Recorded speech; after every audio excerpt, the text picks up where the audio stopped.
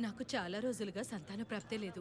MMK party వాళ్ళే సహాయపడ్డారు. Cut cut cut cut cut అమ్మా, ఫేస్ లో సానుభూతి ఉండాలమ్మా. ఆ ఫీలింగ్ ఏదమ్మా? మీకొచ్చే 10 ఓట్లకి ఈ ఫీలింగ్ చాలే. పార్టీ పెట్టి 10 నెలలైనా పార్టీ పేరు బయటికి తెలియటం లేదు. మా బామ్మ పెట్టి నా పేరు బయటికి తెలియటం లేదు. అవునన్న గారు, మన పార్టీ ఉన్నట్టు మన హౌస్ ఓనర్కే తెలియట్లేదు. ఏంటి ఇంతమంది గుంపు కూడారు, ఇంట్లో ఎవరైనా పోయారని అడిగాడు. ఎలాగైనా ఫేమస్ అవ్వాలన్న గారు. నాదొక ఆలోచన అన్నగారు. సుమా క్యాష్ ప్రోగ్రామ్ లో గానీ, బిగ్ బాస్ లో కంటెస్టెంట్ గా గానీ చేరిపోయాం అనుకోండి, టీవీ వల్ల బాగా రీచ్ ఉంటుందిగా. పక్కోడి ఛానల్ కి మనం ఎందుకు అన్నగారు వెళ్ళడం? మనమే ఓ ఛానల్ పెడితే పోలా? టీవీ ఛానలా? ఎంత ఖర్చు అవుతుందో తెలుసా?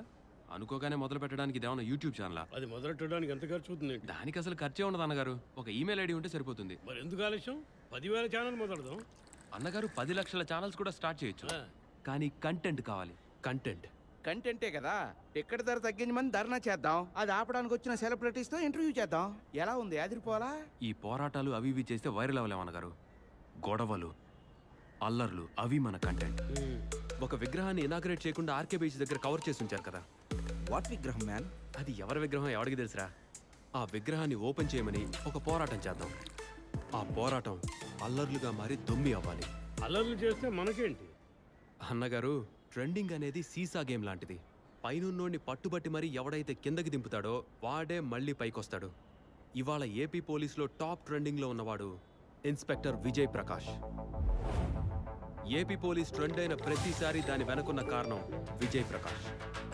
మనం చేసే ఈ పోరాటం వల్ల వాడికి బ్యాడ్ నేమ్ వచ్చేయాలి. ఈ పోరాటంలో మనం వాడి పేరు చెడగొడితేనే మన పేరు మారుమోగేది. వాడు విలన్ అయితే మీరు హీరో అయినట్టే. మన పార్టీ చేస్తున్న శాంతియుత పోరాటానికి అడ్డు తగిలి విధ్వంసం సృష్టిస్తున్న పోలీస్ శాఖ. పబ్లిక్ లో అట్రాసిటీ, పబ్లిసిటీ.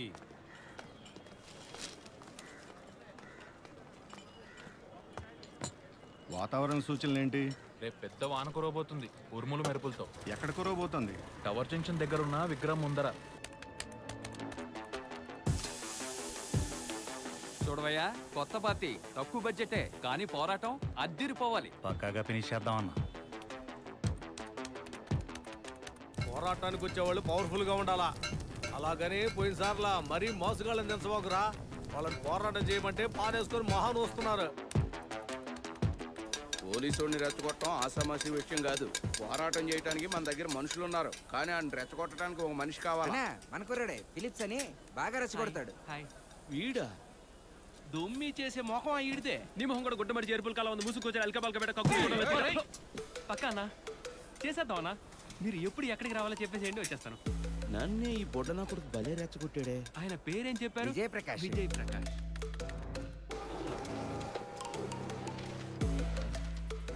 ఇంటెలిజెన్స్ రిపోర్ట్ వచ్చింది. ఎంఎంకే పార్టీ వాళ్ళు 500 మంది గుమ్ము కుడుతున్నారంట. ఆ పార్టీలో 500 మంది ఆడున్నారు సార్. ఇగో రౌడీ విధవాళ్ళు డబ్బులు ఇచ్చి మరీ దించుతున్నారయ్యా. ఇన్స్పెక్టర్ విజయ్ ప్రకాషే వీళ్ళ టార్గెట్ అంట. అతన్ని రప్పించి రెచ్చగొట్టి అల్లర్లు చేయబోతున్నారంట. దాన్ని ఆపకపోతే మన డిపార్ట్మెంట్కే బ్యాడ్ నేమ్. వాళ్ళ మీద చేయి చేసుకోకండి. స్మూత్ గా మాట్లాడి వాళ్ళని అక్కడి నుంచి పంపించేయండి. మరీ ముఖ్యంగా విజయ్ ప్రకాష్ అక్కడికి వెళ్ళనే కూడదు. Okay sir. విగ్రహానికి కాదురా, మా ఆత్మ గౌరవానికి, మా పౌరుషానికి, ఈ తెలుగు జాతికే ముసిగేస్తారు కదరా. అసలు అది ఎవరి విగ్రహం తెలుసా మీకు? చూస్తే ఏం కనిపిస్తుంది? ఇప్పు చూపిస్తారు కదా కనిపించేది. చూడండి, నేను కాబట్టి పొలైట్ గా మాట్లాడుతున్నాను. అసలు నువ్వెందుకు మాట్లాడుతున్నావు? ఇన్స్పెక్టర్ రమ్మను. చూడండి, ఇన్స్పెక్టర్ రావటం కుదరదు. ఇక్కడ నాకే పవర్. పెద్ద పవర్ బ్యాంక్ రా, ఫోన్కి ఛార్జింగ్ పెట్టుకుంటాం. ఓయిడికి చెప్తే అర్థం కాదు.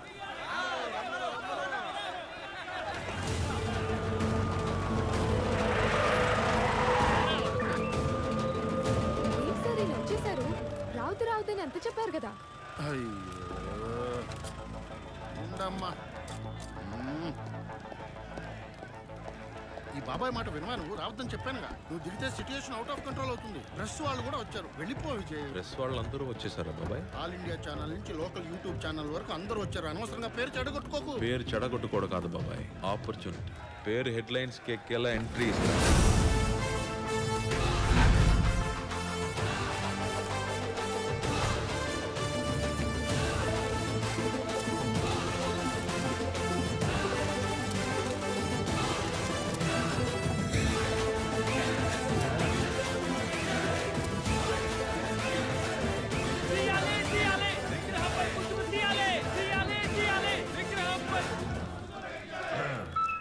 రక్షక భటులు మీ మిత్రులు.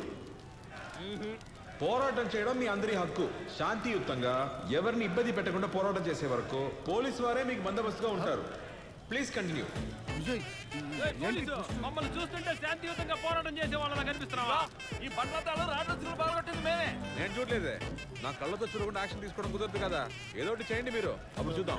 నువ్వేంటి రివర్స్ లో వాడని రెచ్చగొడుతున్నావు?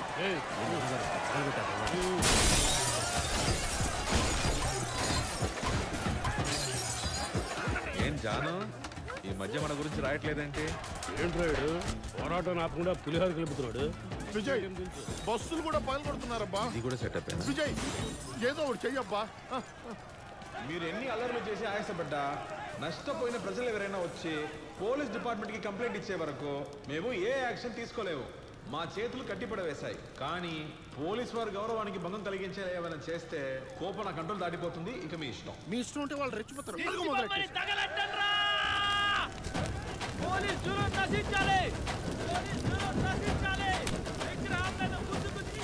చాలా ఎక్స్ట్రాలు చేస్తున్నారు. దిష్టి బొమ్మను తగలెట్టి పోలీసులు రెచ్చగొడుతున్నారు. సీన్ లేదు, అది వాచ్మెన్ బొమ్మ. నువ్వు ఎక్కువ ఫీల్ అవ్వకు. సరే ఉండు. అయ్యో, పరిస్థితి కంట్రోల్ తప్ప ఎలా ఉంది?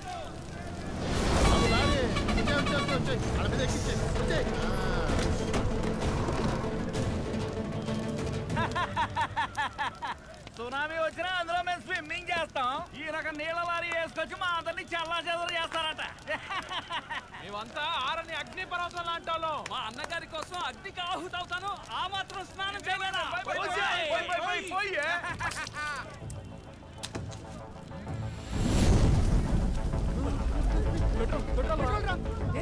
పోలీసు, ఈ పెట్రోల్ మా అన్నగారి మీద పోసి తగలంటే తప్పించుకోగలవా? ఈజీగా దిష్టి బొమ్మని తగలెట్టపోయి తన్నే తగలెట్టుకున్నాడని కేసు క్లోజ్ చేస్తా. ఏం బాబాయ్? క్లోజ్ చేస్తే పోలా? ఇక్కడ ఎవడో ఆరని అగ్ని పర్వతాన్ని కూసాడా? ఎవరు రాదు. అన్నగారి కోసం అగ్నిలో ఆవుతవుతాడు ఎవడాడు? ఎవర్రా సునామీలో స్విమ్మింగ్ చేస్తాను? మాస్టారు, ఈ సీసా గేమ్ అనేది చిన్నపిల్లలు ఆడుకునే ఆట. నీకు ఎక్స్పీరియన్స్ సరిపోదు. ఏ అన్నగారితో సిల్ తీయండిరా.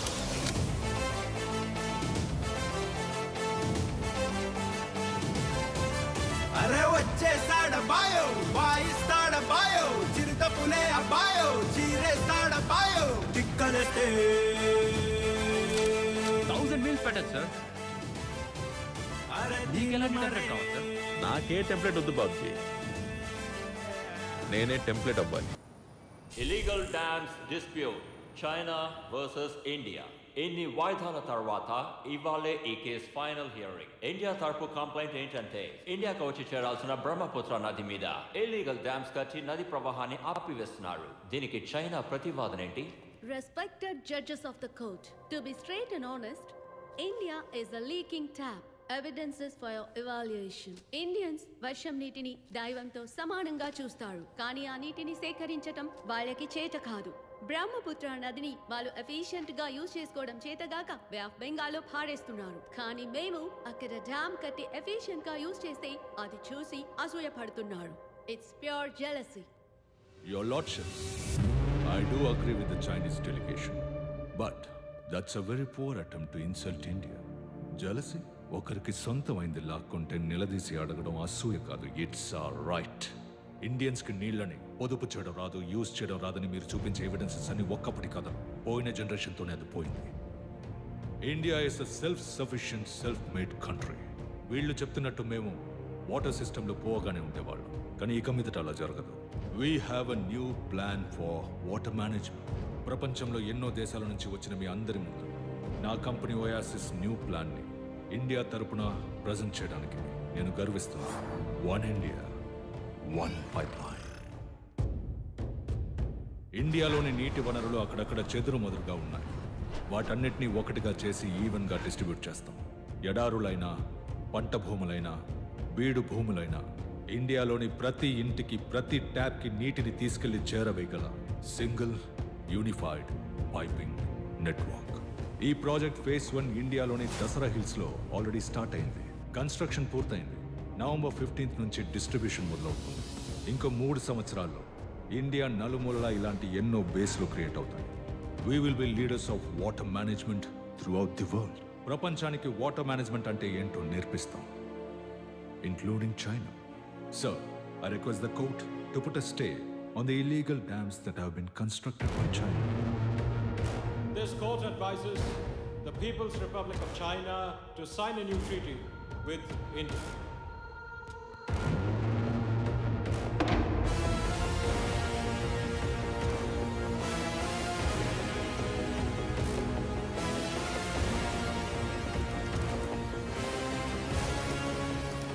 నోట్లో వేలేసుకుని చీక్కుంటూ వెళ్ళమని చైనాని ఇంటికి పంపించేసింది. We won the case. And one more thing. ఇండియాని నా కంపెనీ ఓయాసిస్ రిప్రజెంట్ చేయడం నాకు గర్వంగా ఉంది. ప్రతి ఇండియన్ తలుచుకుని గర్వపడేటువంటి ఒక పథకాన్ని ఇక్కడ ప్రజెంట్ చేశాం.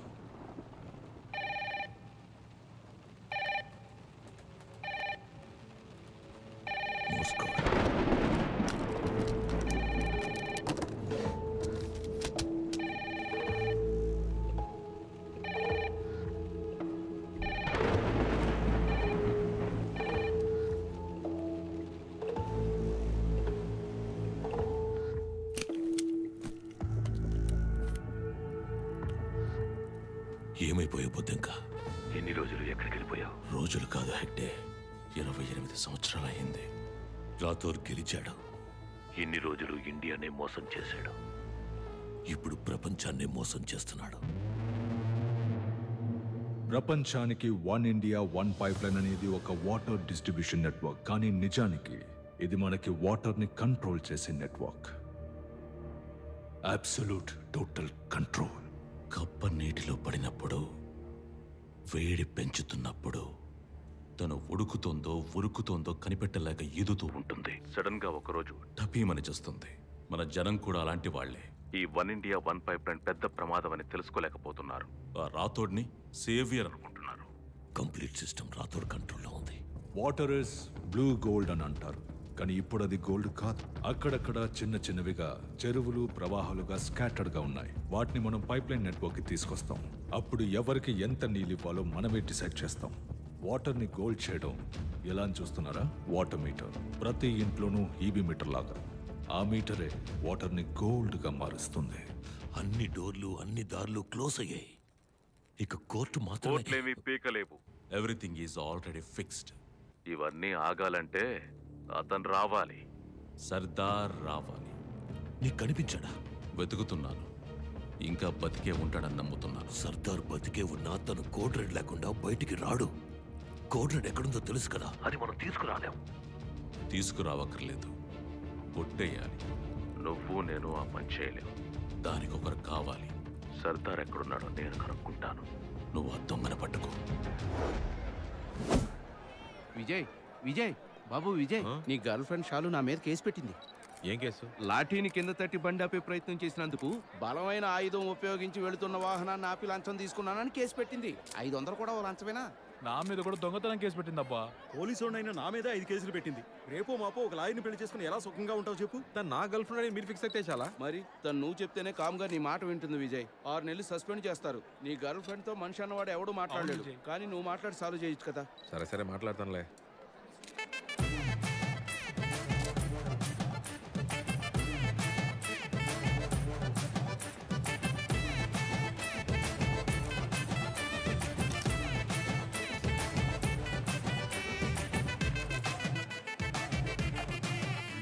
వద్దులే. ఏంటన్నా? నీ మొహం చూస్తేనే అర్థమవుతుంది నువ్వేం పేకవని. ఏంటన్నా అంతమంటున్నావు? మనమంతా ఒకటే కదా. నీకు ఏదైనా అయితే నేను చూస్తూ ఊరుకుంటానా? అది సమనేగా. తెలుసుకుని వస్తా. రండి. ఏంటి సెల్ఫీనా? తమ్ముడా పడతావమ్మా? పడతావు. ఓకే, ట్యాగ్ చేయడం మర్చి. Okay, fans. ఇంకేం చెప్పు. మాణిక్యం కేసుని సపోర్ట్ చేయడానికి వచ్చావు కదా, దొబ్బే ఇక్కడి నుంచి. మాణిక్యం ఏమైంది దానికి? నీకు తెలీదు? తెలీదురా. మన ఇంటి ఫంక్షన్కి వచ్చావు, నీకు వెల్కమ్ చెప్పాలి కదా. బాదాపల్లి తాగుతావా? వెల్కమ్ చెప్పడానికి వచ్చా. నేను పంపిన సమనే కదా అది. అవును నిజమే. మీ పేరే మెన్షన్ చేస్తుంది. చెప్పనే లేదే. చెప్తా. అన్నిటినీ బ్యానర్లు వేసి షో ఆఫ్ చేయడానికి నేనే నీ టైప్ కాదు. శాలిని, అంత మాట అన్నావేంటి? మనకి పబ్లిసిటీ అసలు పడదు. Okay, you such a hipster. ఫిప్స్టర్.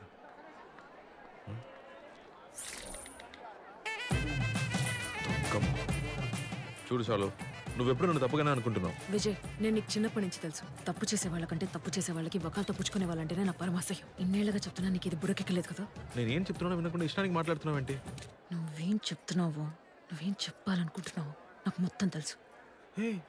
ఏంటండి, ఏం తెలుసు నీకు? నువ్వు అబద్ధం చెప్పినా, ప్రపోజ్ చేయడానికి వచ్చినా నీ మొహంలో అది సబ్ టైటిల్స్తో సహా కనిపిస్తుంది. Hi hi. బోర్ కొడుతుందా? పెకేస్తావా? చిపా. హే శాలిని, హే ప్రపోజ్ చేశాను. ఎప్పుడు? మొదటిసారి బాలమామ పెళ్లిలో పసి పిల్లలని కూడా చూడకుండా రోజుద్దాం అనుకున్న ఎదవ్వే కదా నువ్వు. పైగా హిందీ నేర్చుకుందామని ఆల్ ఇండియా రేడియో వినేవాడు. శాలిని, ఏంట్రా? ఏమి లేదంటీ, రా. రెండోసారి మూగ ప్రేమ. శాలిని, నాకు బలూన్స్ ఇద్దాం అనుకుని మా అమ్మకిచ్చి దొరికిపోయారు సార్. ఎవడ్రా అది? మూడోసారి నువ్వు పోలీస్ ఇంటర్వ్యూకి వెళ్తున్నావు, నేను బార్ ఎగ్జామ్స్కి. 29C బస్, ఎవ్వరూ లేరు. ఆల్మోస్ట్ లవ్ లెటర్ ఇచ్చేబోయి భయంతో వెనక్కి వెళ్ళిపోయా. ఇదిగో ఇదే మొహమే. చూడు చాలు, మొదటి 2 సార్లు కూడా ఒక లెవెల్కి ఒప్పుకుంటాను. మూడోసారి అయితే ఛాన్సే లేదు. నేనున్న ఎగ్జామ్ నుంచి నేను అసలు పట్టించుకోనే లేదు. శాలిని, మాతోకి గతి గతి గోలియా. ठीक आती है.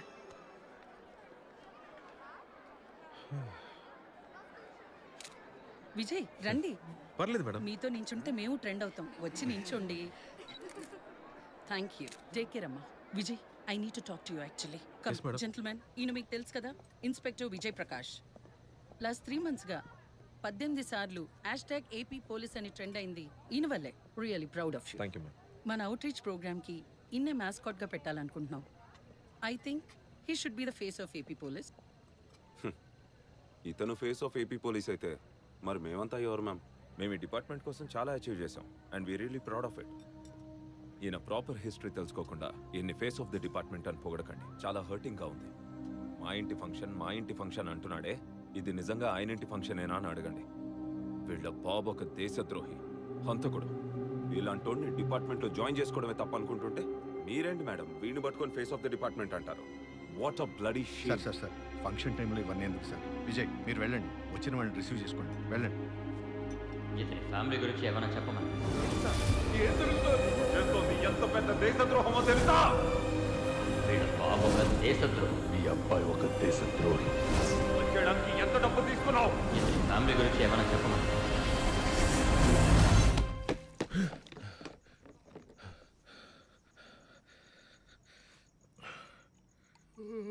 ఇదిగో వేడి వేడి కాఫీ. ఎంతసేపు పట్టుకోవాలి? తాగు.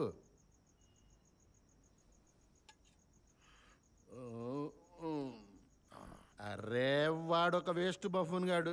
నువ్వు వాడి మాటలు పట్టించుకుంటున్నావా? వాడి షర్టుకి స్టార్ ఉంటే వాడేమైనా మెగాస్టారా? వాడు తీసుకున్న లంచంలో 5% లంచం నేను తీసుకొని ఉంటే ఆకాశంలో ఉండే మొత్తం స్టార్స్ ఈ బాబాయ్ షర్ట్ మీదే ఉండేది తెలుసా? నీ గర్ల్ ఫ్రెండ్కి బాబు అయితే ఏమైనా వాగచ్చా? ఆయన ఒకటే మాట్లాడుతున్నాడా? ఊళ్ళో అందరూ మాట్లాడుతున్నారు. మా నాన్న మొహం కూడా నాకు గుర్తులేదు. వాడు చేసిన తప్పుకు అందరూ నన్ను చంపుకు తింటున్నారు. ఆడు పారిపోయి బతికిపోయాడు. కుటుంబం మొత్తం చచ్చిపోయింది. పోతూ వాళ్ళు నన్ను కూడా బాగా. నీకు నేను లేనా? ఏం భవానీ లేదా? నువ్వు ఎన్నిసార్లు ఇలా మధ్యరాత్రిలో లేచినా నీ కోసం నేను అన్నిసార్లు కాఫీ తెచ్చిస్తూనే ఉంటాను. నేనేం మాట్లాడుతుంటే నువ్వే మాట్లాడుతున్నావు. డిపార్ట్మెంట్లో నాకు ఎంత పేరుంది? ఒక బ్లాక్ మార్క్ అయినా ఉందా? లేదు. ఏపీ పోలీస్ చుట్టూలో ట్రెండ్ అయింది ఎవరి వల్ల? అవన్నీ గుర్తురా వీళ్ళకి. డిపార్ట్మెంట్లో చేరినప్పుడు మా నాన్న దేశద్రోహి అని ఒకే ఒక ఫైల్ ఉండేది. నేను ఎన్ని మంచి పనులు చేస్తే దాని మీద ఎన్ని ఫైల్స్ పెట్టినా కిందున్న ఆ ఒక్క ఫైల్ని తీసి పైన పెట్టి నేను చేసిన మంచినంతా కప్పేస్తున్నారు. నాకంటూ ఒక గుర్తింపు లేకుండా పోయింది బాబాయ్. రే విజయ్, గుర్తింపు కోసం నువ్వు వెతికితే అది నీకు దక్కదు. అదే నిన్ను వెతుక్కుంటూ రావాలి. ఇదంతా నీ వల్లనే అయ్యా. చిన్నప్పటి నుంచి నువ్వు మా నాన్ననే అని చెప్పి పెంచొచ్చు కదా. ఎందుకు బాబాయ్ అని చెప్పావు అసలు? నేను మీ నాన్న అంటే నువ్వు నమ్మచ్చు, ఊళ్ళో వాళ్ళు నమ్ముతారా? తాగేసి పడుకో. బాబాయ్ అంటేనే నమ్మట్లేదు, బాబు అంటే ఎలా నమ్ముతారు చెప్పు?